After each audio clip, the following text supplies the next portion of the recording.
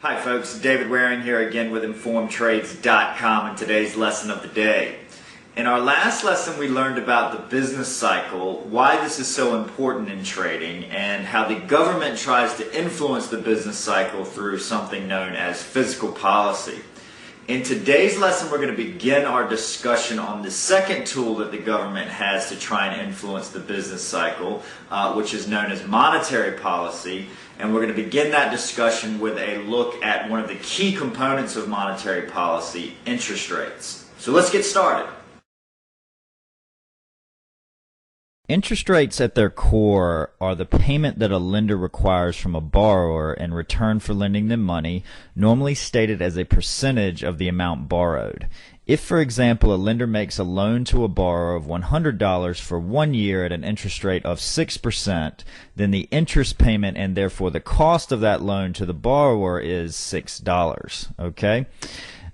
Interest is normally made up of the following three components. Number one is the time value of money. Under normal circumstances, most people would prefer to have $1 given to them today rather than that same $1 given to them 1 year from now. The reasons here include the fact that if you have the dollar today, then you can put it to work, put it in a savings account and earn interest on it, or do other things to try and increase the value of that dollar over the next year. Or you can go ahead and buy something that you want today with your dollar rather than having to wait a year to buy that same product. Okay.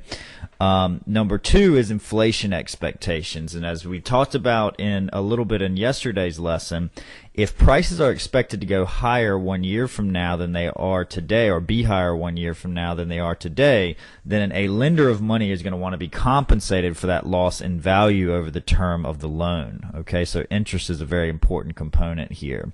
Number three is how much risk there is that a loan will not be paid back, otherwise referred to as default risk. If a lender, for example, is lending money to someone he knows very well, has lent money to in the past and been paid back, and the loan amount or loan payment amount is much smaller than his or her income, then the lender is going to charge a lower interest rate for this borrower than he will for someone he does not know and has not lent money to in the past and whose income is not much greater than the payment required on the loan, all else being equal. Okay, as most of you already know, people borrow money for a number of reasons, some of the most common of which include to buy a house, to start or expand a business, and finally to buy consumer products with the trusty credit card. Okay, so as most of you probably already also know, borrowed money makes up a very large percentage of the spending in the U.S.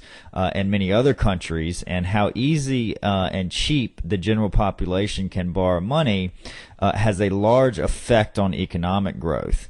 As this is the case, in general, when interest rates rise or are expected to go higher, making it more costly for people to borrow and spend money, people will be expected to borrow and therefore spend less money, and economic growth will be expected to slow as a result. Because of this, in general, when interest rates are expected to rise, the stock markets will sell off in anticipation of slower overall economic growth, all else being equal. Conversely, when interest rates are expected to go lower, making it cheaper for people to borrow and spend money, they'll be expected to borrow and spend more money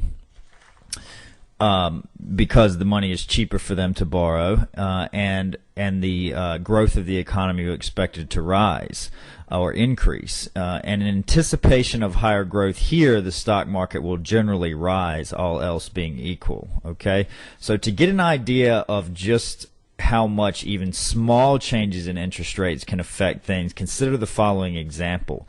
The payment on a $500,000 mortgage at an annual interest rate of 6% with a 30-year term is $2,998. Now let's take that same $500,000 mortgage, increase the interest rate to 8%, keep the term at 30 years, and the mortgage payment, with the only difference being the increase in interest rates from 6 to 8%, increases from $2,998 to $3,699. That's $701 more per month in terms of the payment on that same loan, which is $8,412 more per year, which is over $250,000 over the life of the loan, all for the same $500,000 loan. So you can see here how even a small change in interest rates can affect things, very dramatically in terms of how much it costs to borrow and spend money there. Okay,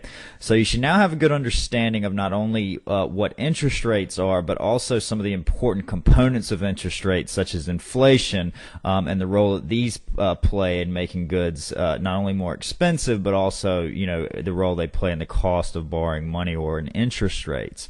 In our next lesson, we're going to further our discussion on interest rates, go a little further into monetary policy, and learn about one of, if not the most powerful institution in the financial markets, the Federal Reserve. So we hope to see you in that lesson. As always, if you have any questions or comments, please feel free to leave them in the comment section below. And good luck with your trading.